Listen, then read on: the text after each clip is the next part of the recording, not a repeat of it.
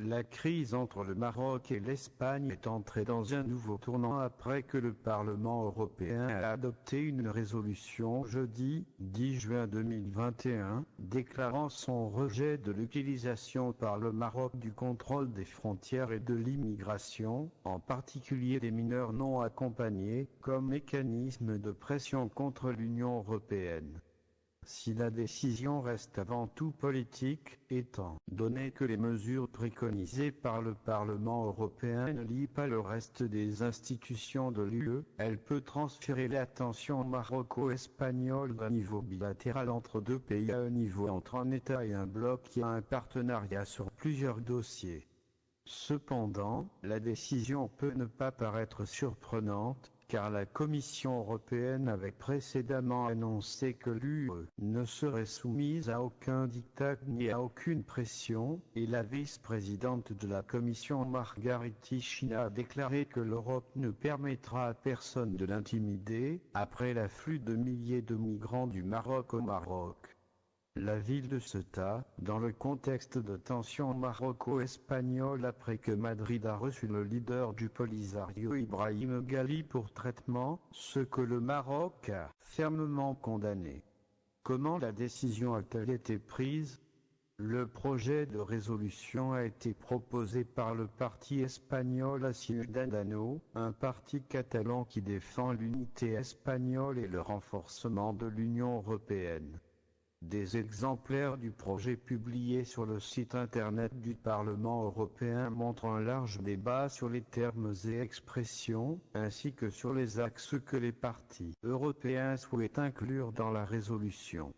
Par exemple, au lieu du mot rejet contenu dans la décision finale, le projet soumis par le représentant Jordi Cañas inclut le terme « le Parlement » regrette, ainsi que la phrase « le Parlement » considère que l'emploi est inacceptable pour l'immigration en provenance de Maroc, tandis que le représentant du parti y est allé.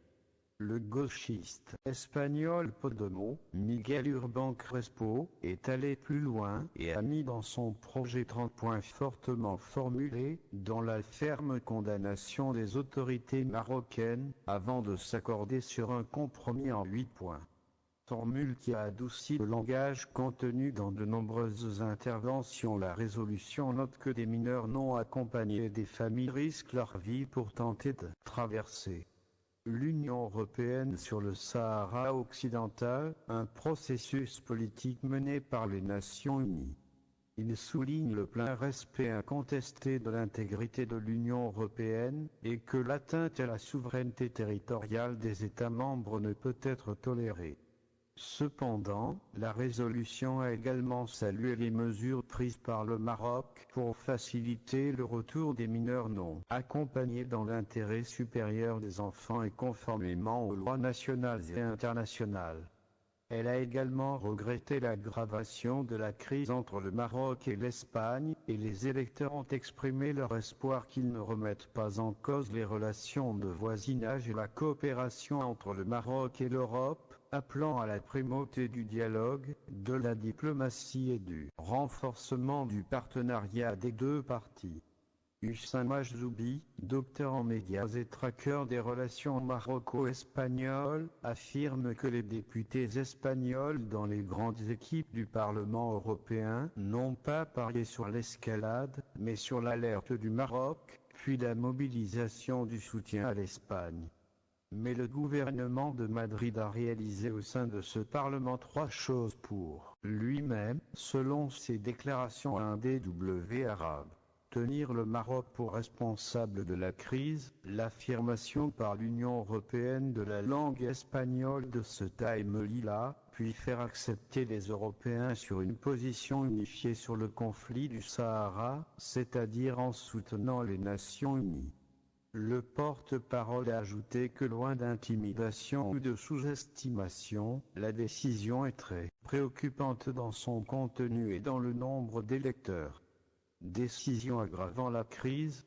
Certains indicateurs sur le terrain montrent que la crise n'est pas sur le point de s'achever, puisque la Chambre des représentants espagnols a rejeté hier une proposition du Parti populaire, à travers laquelle elle voulait pousser le gouvernement espagnol à régler rapidement la crise pour rétablir les relations avec le Maroc. À l'heure précédente, RT a également rapporté aujourd'hui, sous l'autorité d'un responsable du gouvernement espagnol, que son pays envisage d'annuler un accord qui permet le passage sans visa des villes marocaines vers les enclaves de Ceuta et Melilla, un accord qui a permis aux Marocains des villes proches de la deux enclaves pour entrer sans visa, mais sans se déplacer vers le reste des régions, Espagne ou Union européenne. La réponse officielle marocaine est intervenue aujourd'hui dans un communiqué du ministère des Affaires étrangères, soulignant que la crise existe entre le Maroc et l'Espagne et non avec l'Union européenne, notant que l'emploi du Parlement européen dans cette crise est contre-productif et s'inscrit dans la logique d'une surenchère politique à courte vue. Il a également considéré ce qui s'est passé comme une manœuvre qui ne trompe personne, visant à détourner le débat des causes profondes de la crise.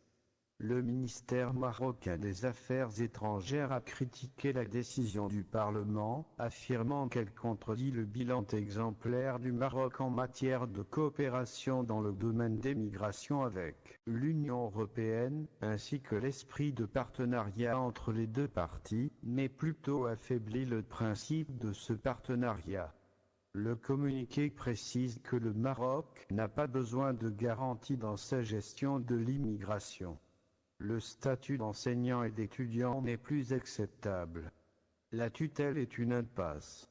Cette année, le Maroc a exclu les ports espagnols du processus de retour de sa communauté résidant à l'étranger, une décision que Madrid n'a pas liée à la crise et l'a attribuée à des raisons de santé. Cependant, les médias ont élaboré sur les pertes qui affecteront l'Espagne à la suite de la décision, qui n'était pas dans l'intérêt de la communauté marocaine, qui est habituée à une grande partie d'elle, sur l'utilisation de ces ports. Selon Majdoubi, les relations entre le Maroc et l'Espagne sont entrées dans un tunnel de manque de confiance, en raison de l'insistance de Rabat sur la nécessité pour Madrid de revoir sa position sur la question du Sahara, alors que Madrid la rejette et s'appuie sur ses partis et l'Union européenne. Syndicat. Une situation qui risque d'avoir un impact sur les relations de Rabat avec cette union, d'autant plus que la qualité des relations entre elles s'est dégradée depuis des années, si bien que la décision du Parlement européen intervient constitue un tournant inquiétant et accroît le degré de tension qui ne servir les intérêts des deux parties, à savoir l'Union européenne et le Maroc, a-t-il déclaré. Ceuta et Melilla, l'autre côté du débat, il est remarquable que la décision du Parlement européen indique, dans un paragraphe entier, que l'enclave de Ceuta représente les frontières extérieures de l'Union européenne et la protection et la sécurité de Ceuta sont tout à fait pertinentes pour l'Union européenne, ce qui a déclenché une vague de colère sur les réseaux sociaux au Maroc, et n'a pas quitté Rabat officiellement sur ce qu'il a soulevé du Parlement